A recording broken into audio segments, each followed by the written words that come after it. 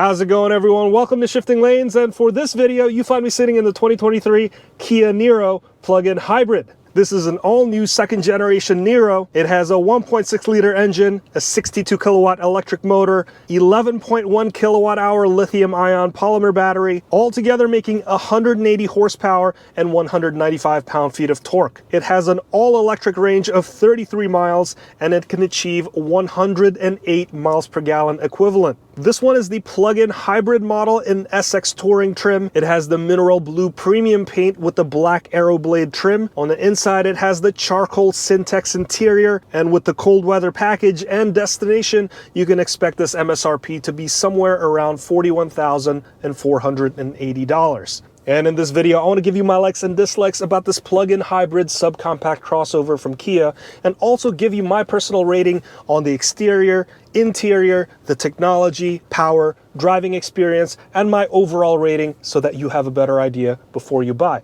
So if you want to jump into any of those sections, please check out the chapters down below. With that said, let's get started with this review, and let's begin with the outside first. The 2023 model is a new generation of the Niro. If you recall the first gen Niro, it was a pretty dull looking subcompact crossover that was neither pretty or ugly. You just sort of forget about it. This time, for the second generation, it looks like the Niro took a page out of the Kia Soul's playbook, and they made something more memorable and interesting looking. For the hybrid versions, the Kia corporate tiger nose grille isn't even there. It's now replaced by an aluminum-like trim stretching across the front. The headlights on this SX Touring model have simple rectangular LED elements inside with an easily identifiable daytime running light shape. And then there's the Kia Soul-like large lower grille, where you can also find a set of fog lights. Altogether, this Niro has some really strong Range Rover Evoque styling from the front, and that's not at all a bad thing. From the side, this Niro has a two-tone paint job to give it a dash of styling. This model has the premium mineral blue paint scheme, so you can get the blacked out rear quarter panel, or what Kia calls the Aero blade. This is not a bad Audi R8 impression for a Kia. And this model also has the bigger 18-inch wheels as opposed to the 16-inch wheels of the EX trim. And finally, at the rear, the Niro has a more ruggedized and sporty look with the spoiler, aluminum color trim, and a modern third brake light LED strip. All in all, this is a fresh and modern looking design that doesn't look boring. I'm giving the exterior design an 8 out of 10, and I want to hear what you think of the exterior style, so let me know in the comments below.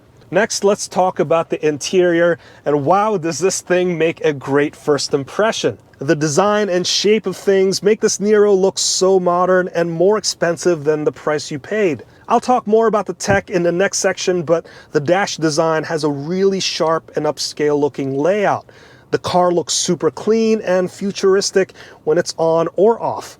The center console is the same design and layout that you could find in the Kia Sportage or Sportage and the EV6, both of which I've reviewed before, so if you want to check out those reviews, click the link down below. This is all touch sensitive except for the two physical dials, and just like those other Kia vehicles, the stereo and the HVAC controls have all been condensed into this one single panel. And to access either set, there's a touch sensitive toggle to switch between the two. I don't think this is a big deal, but in some occasions I have turned up the temperature in anticipating of turning up the music and vice versa. Now personally, if I owned this car, I'd keep this toggle to the HVAC controls and then control all my music via the steering wheel buttons. Now right below the center console, you'll find a wireless charger and plenty of USB connections. There's a start button, rotary gear shifter, and all of the heat and ventilation buttons for your seats, the heated steering wheel, the camera button, and also there's this EV button, and just like other plug-in hybrids, you can force this car to operate in electric mode as long as there's enough range. Now for the second row, legroom is very spacious at 39.8 inches. This second generation Niro is bigger than the previous one in all directions, and the extra 2.5 inches in length can all be found in this extra second row legroom. The outboard seats are also heated in this model, which is another nice bonus. And as for cargo space, there's 19.4 cubic feet of space with the rear seats up.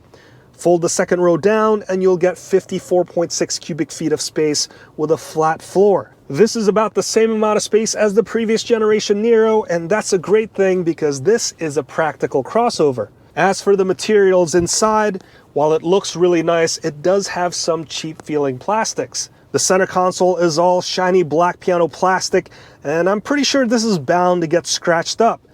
The cup holders look neat and can double as clever storage for other things, but not sure how well this will hold up either. And then the door and dash panel, albeit nice with some ambient lighting, this is pretty much on par with other Kia cars, which over the past few years have gotten better and better. They also pride themselves in using animal-free and sustainable materials. For example, the headliner is made of recycled wallpaper, and then these Syntex seats and also the steering wheel don't feel too bad. Speaking of the steering wheel, the two-spoke design looks and feels great. Very comfortable 9 and 3 driving positions, and the steering wheel controls are all physical buttons, which I appreciate. And then there's the paddle shifters, which will be used to adjust the regen braking. So I'm going to give the interior a rating of 7 out of 10. This is a functional, roomy, and stylish interior that is very appropriate for this type of car and budget. Now let's move on to the tech, and I'll begin with this really sharp looking dash. And just like the EV version, this has the same look and feel, but for the EV you actually get dual 10.25-inch widescreen displays, whereas in this one you do get the same widescreen display for the infotainment system, but the instrument cluster actually has the smaller 4.3-inch screen. And Kia has cleverly flanked that display with some other digital displays to make it look like the larger and more expensive screen. So even though it's a smaller screen, you still get that widescreen look and feel. It took me a couple of drives before I realized that that has the smaller and cheaper screen. As for the infotainment, this is still that big 10.25-inch display, and it's the same user experience that you can get out of all Hyundai, Kia, and Genesis vehicles, which is really good. The performance is smooth and quick, just like your smartphone, and then there's also navigation built in. And as expected, you will find Apple CarPlay and Android Auto in this screen, but this doesn't have the wireless version. And just like other Hyundai, Kia, and Genesis cars with these bigger screens that has navigation, it doesn't come with wireless Apple CarPlay. There is a workaround because there's a bunch of aftermarket dongles that you could buy that will give you that capability. Now, if you need to charge up, there are a lot of charging ports peppered throughout the car. There's both a USB-A and USB Type-C ports up front. There's 2 USB ports for the second row occupants. There's a 12-volt power port and also a wireless charger. As for the audio, it's a Harman Kardon system with 7 speakers. I don't pay too much attention to sound quality in cars, but for my average human ears, the sound experience sound pretty good. And as for safety tech, this car has plenty of sensors. So it has forward collision avoidance, blind spot warning and rear cross traffic alert, and it has a pretty smart lane keeping and highway driving systems, which will use navigation information and adaptive cruise control so it can smartly adjust your speed to your surroundings and the changing speed limits. So for technology, I'll give this a 7 out of 10 because the amount of tech in this car is sufficient for your daily driving needs. It could be improved with a nicer instrument cluster and wireless Apple CarPlay, but I'm pretty sure that's going to drive up the cost of this reasonably affordable plug-in hybrid. Now let's move on to the power department. The Kia Niro has 3 different power plants. There's the standard hybrid, there's the plug-in hybrid, and also there's the pure electric vehicle version. This plug-in hybrid comes equipped with a 1.6-liter naturally aspirated 4-cylinder engine and a 62 kilowatt electric motor. Combined, it produces 180 horsepower and 195 pound-feet of torque. The curb weight of this Niro is about 3,400 to 3,500 pounds, which is a bit more dense for a subcompact crossover. But with the power, it can still launch this thing from 0 to 60 in the late 7 seconds, which is really not bad for what this car is all about. The big appeal of this car is, of course, the plug-in hybrid system and the impressive fuel economy. This second generation Niro produces an impressive 108 miles per gallon equivalent. Now, if you want to see an explanation of what MPGE is all about and how it's calculated, check out my review of the 2023 Jeep Wrangler 4xe, which is a plug-in hybrid Jeep Wrangler. I can tell you that for sure this Niro is a much more fuel-efficient plug-in hybrid than that Wrangler 4xe. And for my day-to-day driving experience, I've been seeing the meter hover around the 80 to 90 miles per gallon average. Of course, that's going to be highly dependent on how often you deplete that all-electric range of 33 miles. Obviously, the more often I can operate this car in that most fuel-efficient manner, the higher that number will be. Now, 33 miles doesn't sound very impressive, considering that the median for all 2021 model year electric vehicles is around 234 miles. But this is a relatively big improvement compared to the 2022 plug-in hybrid Niro, which is 26 miles. And after that all-electric range is depleted, this still operates as a fairly efficient hybrid. The standalone hybrid model has a 49 to 53 mpg average. Now, while I don't have the test data, I will venture a guess that this plug-in hybrid will offer similar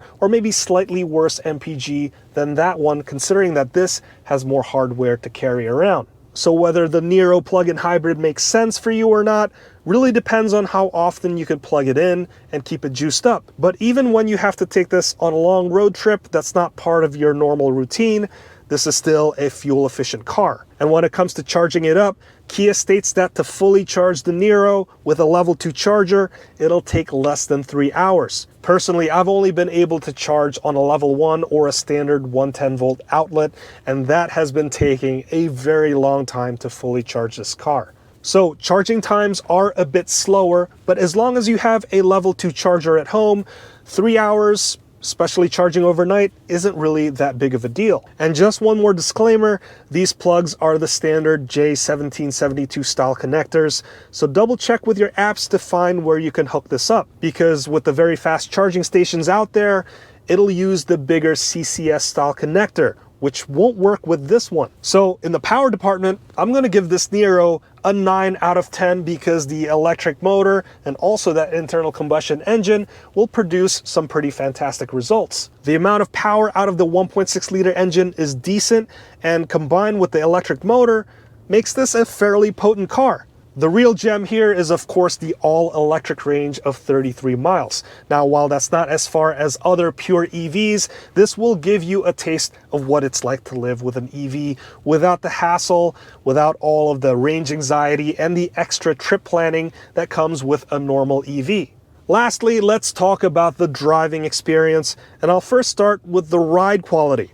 The ride feels a bit harsh in this car, and you'll feel every single bump and imperfection on the road. A good amount of road and wind noise is also going to seep into this cabin, making the Niro feel more like an economy car, which is less and less the case for a Kia in my opinion. Handling wise, if I wanted a memorable drive, I really wouldn't pick the Niro, but this is perfectly suited for that day-to-day commute. And then the lower center of gravity from the battery placement also provides that good added stability. There's only 2 driving modes in this car, Eco and Sport.